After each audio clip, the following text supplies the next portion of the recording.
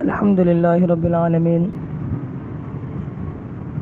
محترم سامعات اور عزیزہ طالبات، السلام علیکم ورحمۃ اللہ وبرکاتہ۔ گزشتہ سبق میں ہم مخارج سے متعلق بحث کر رہے تھے۔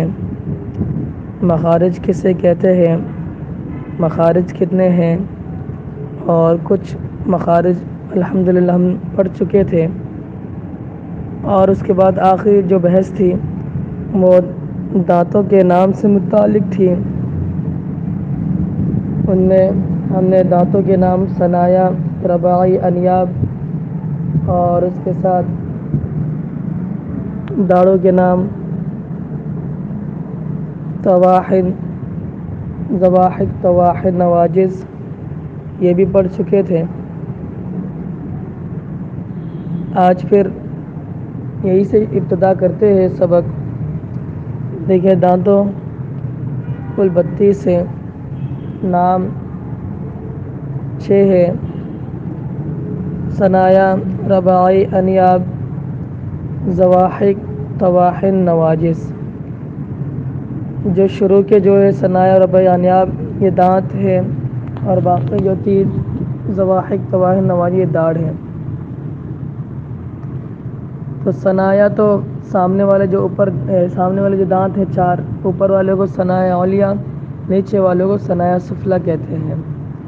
اس کے ساتھ 4 دانت رباعی ہے، اوپر نیچے۔ اس کے ساتھ جو نوکیلا جو دانت ہیں 4، ان کو انیاب کہتے ہیں۔ پھر انیاب کے پاس جو 4 دانت ہیں ان کو ضواحک کہتے ہیں۔ ضواحک یعنی جو ہنستے ہوئے نظر آتا ہے۔ پھر ضواحک کے پہلو میں 12 دانت اور ہیں، یعنی 3 اوپر سیدھے طرف اور 3 اوپر بائیں طرف، اور اسی طرح 3 نیچے سیدھے طرف اور 3 نیچے بائیں طرف۔ ان کو طواحن کہتے ہیں، 3 اور پھر ان طواحن کے بغیر میں بالکل آخر میں ہر جانب ایک دانت اور ہوتا ہے، جن کو نواجز کہتے ہیں۔ اچھا، اب ان سب جو ضواحک، طواحن اور نواجز کو اضراس کہتے ہیں، جس کو اردو میں کیا کہتے ہیں، داڑھ۔ تو یہ جو ضواحک، طواحن، نواجز یہ داڑھ کہلاتے ہیں، اور باقی ثنایا، رباعی، انیاب یہ دانت کہلاتے ہیں۔ اب بات سمجھ میں آ گئی ہوگی آپ کو۔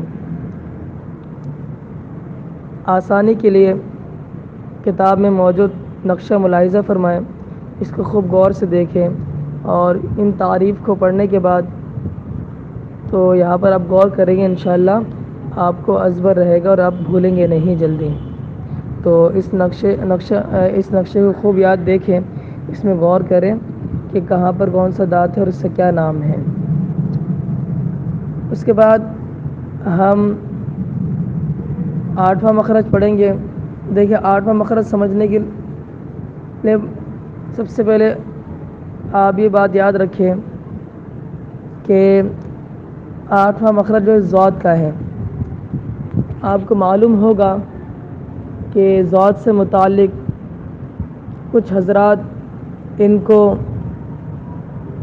دال کے ساتھ مشابہ کرتے ہیں، یا تو دال کے ساتھ مشابہ کے ساتھ پڑھتے ہیں یا بالکل دال پڑھ دیتے ہیں، اور پھر ان سے اگر دلیل پوچھی جائے تو وہ کہتے ہیں کہ فلاں امام، فلاں علاقے کے امام، فلاں ملک کے امام ایسے ہی پڑھتے ہیں، تو ہم بھی اسی طرح پڑھتے ہیں۔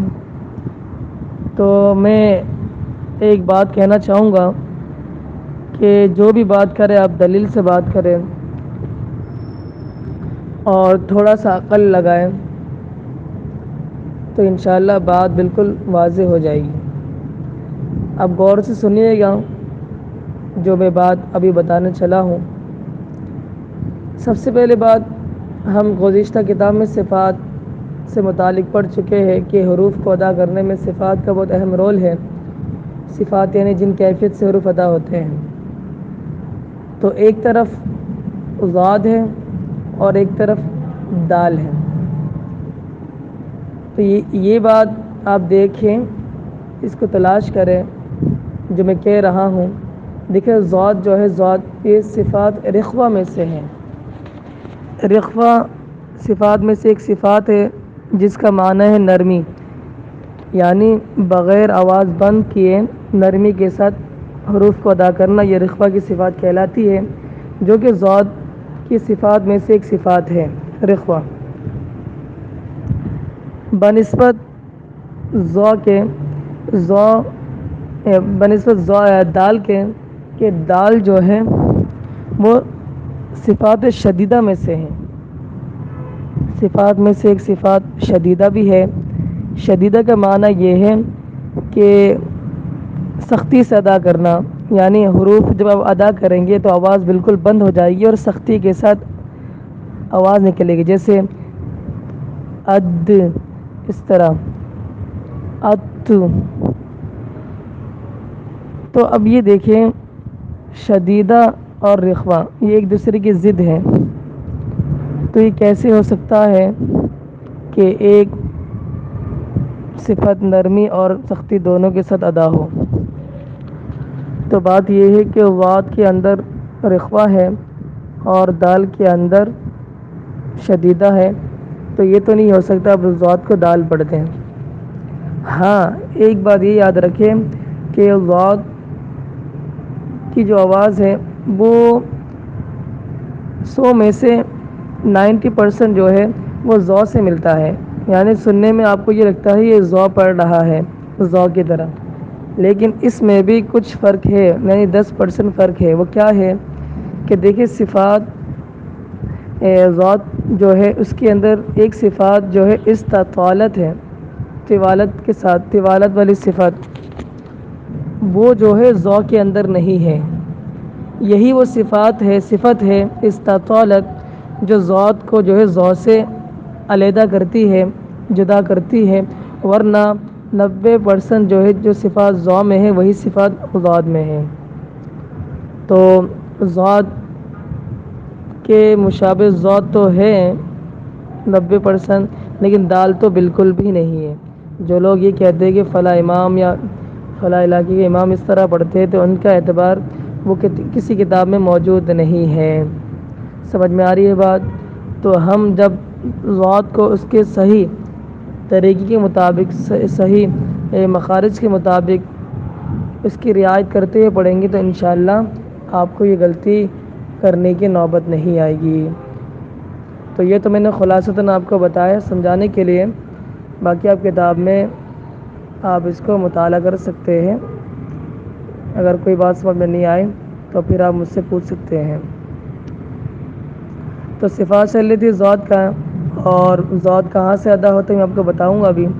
دیکھیں حافہ لسان، پہلے یہ سمجھیں حافہ لسان کیسے کہتے ہیں۔ یہ جو زبان ہے ہماری، اس کا جو دائیں بائیں اندرونی کنارہ ہوتا ہے جو اندر ہی رہتا ہے، آپ جب زبان باہر نکالتے ہیں تو جو حصہ اندر رہتا ہے اور اس کا جو زبان کا جو دائیں بائیں کنارہ ہے اس کو حافہ لسان کہتے ہیں۔ زبان کا اندرونی کنارہ جو گالوں میں چھپا ہوتا ہے اور اوپر کے داڑوں سے لگتا ہے، اوپر کے جو داڑھ ہیں ان سے اکثر یہ ٹچ ہوتے ہیں، تو یہ اس حصے کو حافہ کہتے ہیں۔ تو اس میں حافہ کا بہت کردار ہے۔ جب حافہ جو ہے جب اوپر والے کیا ہے داڑھ سے لگتے ہیں تو تب جا کے یہ کیا ہے ضاد ادا ہوتا ہے۔ دونوں طرف سے تو ہم نکال نہیں پائیں گے، مگر ایک دفعہ میں اگر کوئی نکال دے یہ بھی صحیح ہے، مگر بہت مشکل ہے، اس لیے اس کو جو ہے اب الٹی طرف سے نکالیں گے تو آسان ہے۔ واد واد واد، سمجھ میں آ رہی ہے بات؟ تو اس میں بہت سارے لوگ، اکثر لوگ غلطی کرتے ہیں، تو کسی مشاق قاری صاحب سے اس کی مشق کریں، یا جس کی تجوید اچھی ہو تو اس کی خوب مشق کریں اور اس کو ہرگز دال نہیں پڑھیں۔ اچھا، اس کے بعد 9واں مخرج جو ہے وہ 10واں مخرج جو ہے آپ کا اللہ بھلا کرے نون کا ہے، نہیں 9واں مخرج ہے نا، ابھی تو 8واں مخرج پڑھا تھا ہم نے ضاد کا، ابھی 9واں مخرج ہے جو ہے لام کا مخرج ہے، اور اس میں جو ہے زبان کا کنارہ جب مسوڑوں کو لگے، مسوڑے سے کسی کے طرف مائل اور تالو کی طرف لگتا ہے، ٹکر کھاتا ہے، سیدھی طرف ہو یا الٹے طرف، لیکن سیدھی طرف سے آسان ہے، تب جا کے یہ حروف صحیح سے ادا ہوتا ہے، جیسے لام لام۔ اچھا، اس کے بعد 10واں مخرج نون کا ہے، وہ بھی اسی طرح ہے، زبان کا کنارہ اس میں ٹچ ہوتا ہے اور اس میں جو ہے اوپر داڑوں میں تو لگتا ہے مسوڑوں سے، لیکن لام کے مخرج سے کچھ کم ہے، وہ یہ کہ اس میں زواحق کا دخل نہیں ہے، زواحق جو داڑ تھا نا اس میں یہ ٹچ نہیں ہوتا، اس کو ٹچ ہوئے بغیر نون نکلتا ہے، نون۔ لام میں زواحق کا بھی دخل ہے۔ اچھا، اس کے بعد 11واں مخرج را کا ہے اور وہ جو ہے نون کے مخرج سے قریب قریب ہے، یعنی قریب قریب ہونے کا مطلب ہے زبان کا کنارہ بھی ہے اس میں، اور اس میں جو نون میں جو داڑوں سے مسوڑے سے جو جہاں ٹچ ہوتا ہے وہ بھی ہوگا، لیکن اس میں ایک بات یہ ہے کہ زبان کی جو پشت ہے نا وہ بھی اس میں دخل ہے، یعنی اس میں زبان کی پشت کا بھی دخل ہے کہ زبان کی پشت بھی آپ کو لگانا ہے اوپر تالو کی جانب۔ ان تینوں حرفوں کو یعنی نون، لام، را کو حروف طرفیہ اور ذلقیہ بھی کہتے ہیں۔ ذلقیہ یہ کہ زبان کے پھسلنے سے ہی ادا ہوتے ہیں، ذلق پھسلنے کو کہتے ہیں۔ اچھا، اس کے بعد 12واں مخرج جو ہے وہ طا، ظا، ذال اور سا کا ہے، 12واں مخرج جو ہے طا، دال اور تا کا ہے، یعنی یہ زبان کی نوک اور ثناء علیہ کی جڑ، زبان کی نوک ہے بالکل جو سر ہے اس کو آپ ثناء علیہ یعنی اوپر والے جو دانت ہیں نا ان کی جڑوں سے لگائے، تب جا کے یہ 3 حروف ادا ہوتے ہیں۔ مثال کے طور پر طا، دال، تھا، ان کو حروف نطقیہ کہتے ہیں۔ 13واں مخرج ظا، ذال اور سا کا ہے اور اس میں بھی زبان کی جو نوک ہے وہ ثناء علیہ کی جڑ سے تو نہیں، ثناء علیہ کے سر جو ہے نا، ایک ہے جڑ، دیکھیں دانت ایک تو بالکل اس کے جڑ ہے اور ایک بالکل اوپر والا حصہ جو ہے سامنے والا دانت کا، تو اس میں ٹچ ہوتا ہے ثناء علیہ کے سر رہا، یعنی ثناء علیہ کے جو سر ہے اس سے آپ ٹچ کریں گے، زبان کی نوک ہے، تب جا کے یہ حروف ادا ہوں گے، ظا، ذال، سا۔ سمجھ میں آ گئی بات؟ ان کو حروف جو ہے لسویہ کہتے ہیں۔ اس کے بعد 14واں مخرج جو ہے صاد، زا اور سین کا ہے، اس کو ادا کیسے کریں گے؟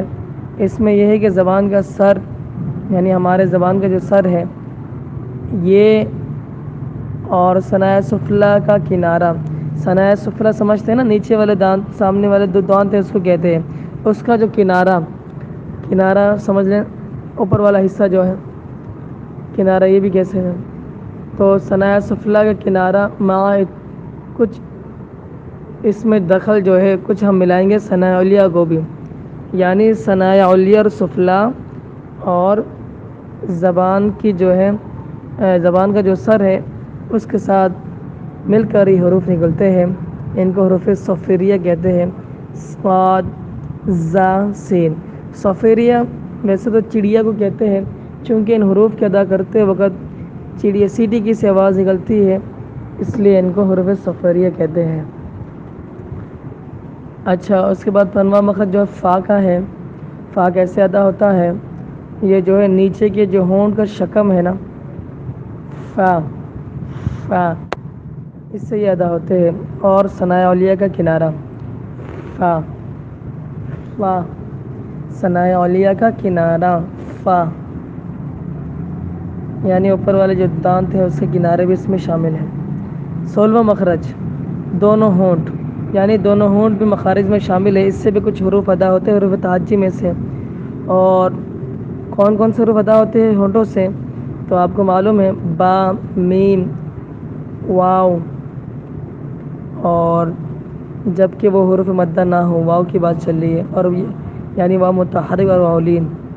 اچھا، لیکن ان تینوں میں بھی کچھ فرق ہے، وہ اس طرح ہے کہ با جو ہے وہ ہونٹی کی جو تری والا جو حصہ ہے نا یعنی جو گیلا رہتا ہے ہمیشہ ہونٹ، اس سے نکلتا ہے با، اس لیے اس کو بحری کہتے ہیں، بحری، باہر سمندر سے طری ہونا۔ اچھا، اس کے بعد جو میم ہے نا، میم یہ ہونٹوں کی خشکی سے نکلتی ہے، جو سوکھا والا حصہ جو ہوتا ہے ہونٹ کا اس سے نکلتا ہے۔ اور فا جو ہے ان تینوں، اور فا جو ہے یا واؤ، واؤ فانی واؤ، اور جو فا جو ہے اچھا اس کو جو ہے دونوں ہونٹ کو نہ ملانے سے نکلتا ہے، یعنی جب دونوں ہونٹ نہیں ملتے تو اس سے واؤ نکلتا ہے۔ اب دیکھیں واؤ، واؤ میں ہونٹ نہیں ملتے۔ فا کو اور ان تینوں حروف کو حروف شفویہ کہتے ہیں۔ شفویہ ویسے تو عربی میں ہونٹ کو کہتے ہیں، چونکہ ان حروف کا تعلق، یہ حروف جو زبان ہونٹوں سے ادا ہوتے ہیں، اس لیے ان کو ساتھ میں ملا دیا فا کو بھی، اور ان کے حروف شفویہ کہہ دیا۔ اچھا، اس کے بعد آخری مخرج جو ہے خیشوم ہے۔ خیشوم یعنی ناک کا بانسا، اس سے بھی حروف ادا ہوتے ہیں، اس سے گنا نکلتا ہے، انشاءاللہ اس کا بیان آگے آ جائے گا۔